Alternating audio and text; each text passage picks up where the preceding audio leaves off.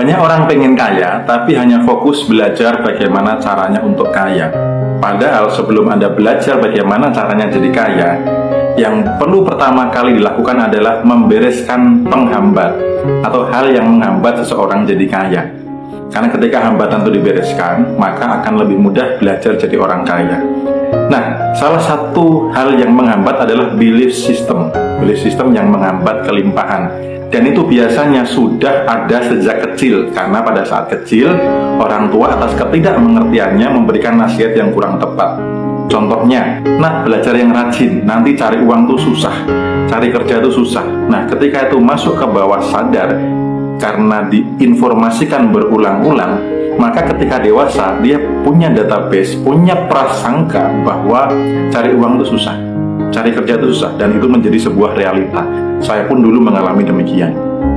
Atau ada nasihat yang sepertinya benar, tapi ini berbahaya juga untuk mindset kelimpahan anak ketika nanti dewasa. Contohnya adalah nasihat, jangan pegang uang, uang itu kotor, jangan mainan uang, uang itu kotor. Nah, ketika seperti itu, maka di bawah sadar anak akan ada memori yang kuat bahwa uang itu kotor, sesuatu yang kotor harus dijauhi. Maka dewasanya, orang-orang seperti ini bisa kesulitan mendatangkan uang atau justru menjauhi uang atau kekayaan. Nah, harusnya gimana sih menasihati yang tepat? Harusnya pilihan katanya tepat. Contoh seperti ini. Nah, habis pegang apapun, cuci tangan biar bersih. Artinya, benda yang lain sebenarnya juga kotor. Tapi kadang orang terlalu mudah menyalahkan uang. Kenapa sih uang terus yang disalahkan? Padahal habis pegang mainan juga kotor. Habis pegang benda umum seperti handle pintu, habis pegang sepatu itu juga kotor. Nasihatnya harusnya adalah, nah, habis pegang apapun, cuci tangan supaya bersih.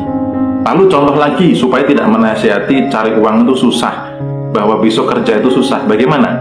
Nah, belajar yang rajin, biar sukses, biar kaya, biar pinter, biar jadi pengusaha yang hebat. Nah, itu adalah nasihat yang tepat.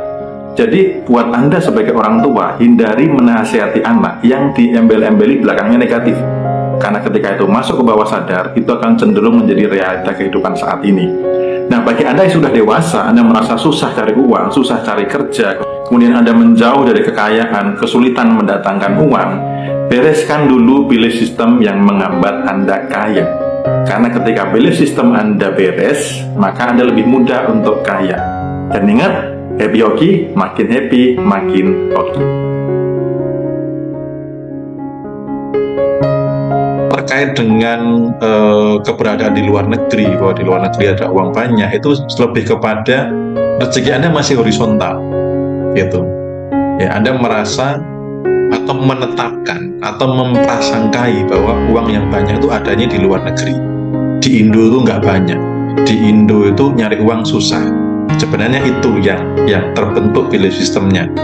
Sehingga ya sudah, adanya rezeki di luar negeri karena Anda sendiri yang menetapkan tujuannya itu. Kalau Anda bisa belief systemnya itu diubah bahwa di Indo pun banyak rezeki, ya sudah, tidak harus di luar negeri pun juga banyak rezeki. Dan itu fakta kebalikannya ya banyak gitu. Tidak selalu orang yang di luar negeri selalu lebih kaya dibandingkan di Indo. Banyak orang-orang asli Indo juga yang jauh lebih kaya dibandingkan mereka yang ada di luar negeri. Nah, yang perlu dipancarkan adalah rezeki ini vertikal, gitu ya, bukan horizontal. Horizontal itu apa? Hubungan Anda dengan orang lain, hubungan Anda dengan perusahaan, hubungan Anda dengan suatu tempat itu horizontal. Vertikal itu kepadanya, walaupun sebenarnya kalau yang dianggap Tuhan selalu di atas tuh, ya enggak juga sih gitu loh. Ya, Tuhan ada di mana-mana, tetapi ini hanya istilah saja. Bahwa ketika rezeki vertikal itu mau dimanapun rezeki banyak. Nah, ini perlu membentuk servo-servo kecil gitu. Kalau Anda sudah ditetapkan semesta bahwa dilayani uangnya ada di luar negeri, ya ke Indo akan kesulitan. Makanya perlu membentuk prasangka kecil dulu bahwa walaupun saya di Indo, saya juga bisa menghasilkan uang. Nah, nanti di Indo menghasilkan kecil-kecil terus-menerus diulangi akan menjadi servonya semesta. Oh, Bu Yayan ini rezekinya juga ada di Indo gitu loh. Karena apa? Prasangkanya sudah berubah. Bahwa Tuhan mengikuti persangka hambanya itu bukan kalimat sepele, teman-teman. Itu makna yang betul-betul dalam. betul-betul luar biasa gitu. Ya, jadi saran saya value sistemnya diubah bahwa rezeki bukan lagi horizontal. Dan saya beberapa kali diizinkan mengalami bagaimana kehilangan income 2 jutaan per hari dari sebuah perusahaan.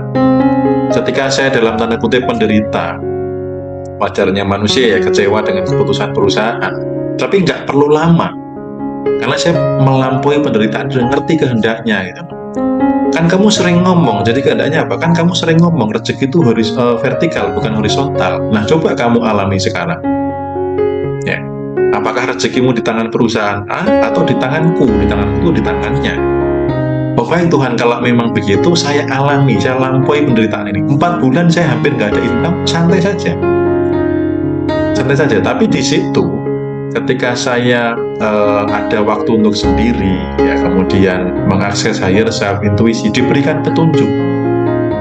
Kamu mau tak pakai lebih besar, gitu. Bisnis berikutnya ini. Nah, ini kan terjadi setelah saya mengakui bahwa bahwa rezeki ada di tangannya, gitu loh, bukan di versi horizontal lagi.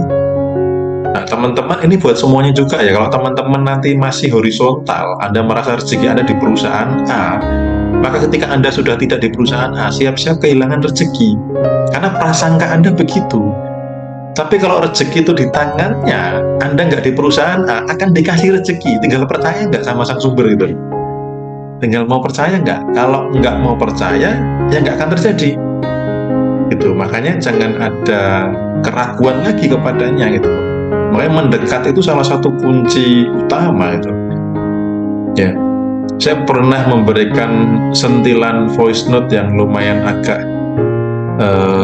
bisa dikatakan agak pedes ya gitu, dalam tanda kutip agak tajam gitu ya. Gini, kalau Anda sudah percaya, kenapa Anda khawatir? Percaya sama Tuhan nggak? Percaya. Tapi percaya kenapa khawatir gitu loh. Nah, kalau Anda khawatir, terus apa gunanya Anda berdoa? Coba. Anda berdoa kepada sosok atau kepada sang yang tidak Anda percayai gitu loh. Ya. Kalau Anda sudah percaya, doa itu bukan hanya sekedar ritual, batin. Ya, itu sudah menjadi doa yang luar biasa. Gitu. Tetapi yang tidak percaya, kok saya sudah sholat 5 waktu, sudah rajin ke tempat ibadah, tapi kok nggak ada perubahan. Lah, kamu percaya nggak sama yang kamu ajak doa gitu? Nah, coba misalkan Buya, kendalanya adalah percaya nggak di Indo ini ada rezeki yang banyak. Kalau misalkan keinginannya pengen ke Indo gitu ya, pengen pulang balik ke Indo, tapi kalau enggak ya sudah, selama Anda nyaman di situ, rezeki Anda banyak ya nggak apa-apa. Yang penting ketika itu misalkan ya belum mandiri, masih kerja ikut orang misalkan ya, kalau udah mandiri nggak apa-apa. Kalau masih ikut perusahaan ya hati-hati gitu loh, supaya teman-teman semuanya bukan hanya Buya ya, itu bahwa rezeki itu vertikal. Termasuk kok saya ditipu nggak balik-balik, dipinjam nggak balik-balik. Kalau Anda itu sudah vertikal akan diganti lebih kok. Betul. Tapi kalau masih gara-gara dia, ya, saya juga pernah ketemu juga sama sahabat yang, wah sebenarnya Mas, permasalahan hidup saya akan selesai ketika rumah saya terjual gitu. Terus saya batin, apa fungsinya Tuhan coba itu? Kok seolah-olah rumah sebagai solusi ketika terjual masalah selesai. Nah terus Tuhan perannya di mana gitu? Nah jadi kadang kita itu mudah tergoda dengan apa yang nampak di dunia. Makanya pikiran spiritual ini benar-benar menjadi pondasi yang kuat ketika Anda rezeki di tangannya, ya, bahwa ketika jatah saya segitu, ya pasti segitu. Karena kan gini, kita di dunia ini digaji berapa olehnya itu tergantung kelayakan kita menerima. Karena kan Tuhan tidak pelit. Ada yang di sini Tuhannya pelit?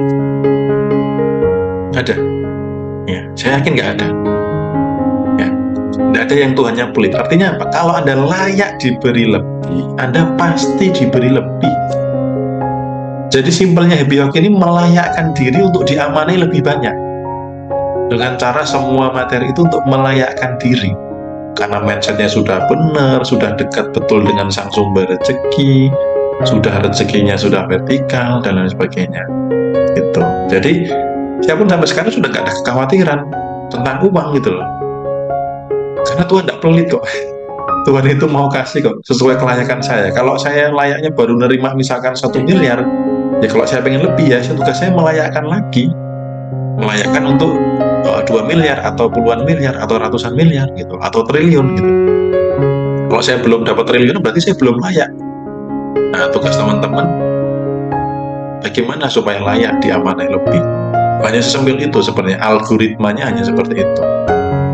Itu ya Bu Yeyen ya. Jadi kembalikan rezeki dari sang sumber rezeki ya. Jangan sampai teman-teman merasa ini kerja keras saya ya.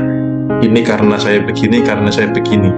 Anda tidak dibernafaskan olehnya pun itu selesai ya, selesai. Jadi terlalu sombong kalau mau mengatakan bahwa saya dapat begini karena saya di sini, karena saya melakukan ini. Itu sebagai bagian dari karya saja. Kalau Tuhan mengizinkan itu nggak terjadi, nggak dapat dari untuk jadi hak Anda, ya akan kelewat gitu.